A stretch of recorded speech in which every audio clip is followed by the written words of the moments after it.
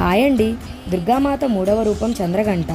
నవరాత్రోత్సవములలో 3వ రోజు ఈ విగ్రహానికే పూజా సంస్కారములు జరుగుతాయి. ఈ స్వరూపం మిక్కిలి శాంతి స్వరూపము, మిక్కిలి శాంతిప్రదము, కళ్యాణకారకము.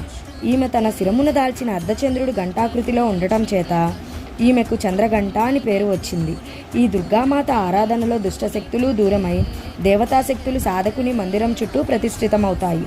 చంద్రఘంటాదేవి వాహనం సింహం కావడం వల్ల ఈ తల్లిని పూజించేవారు కూడా సింహ పరాక్రమాలతో నిర్భయంగా ఉంటారు.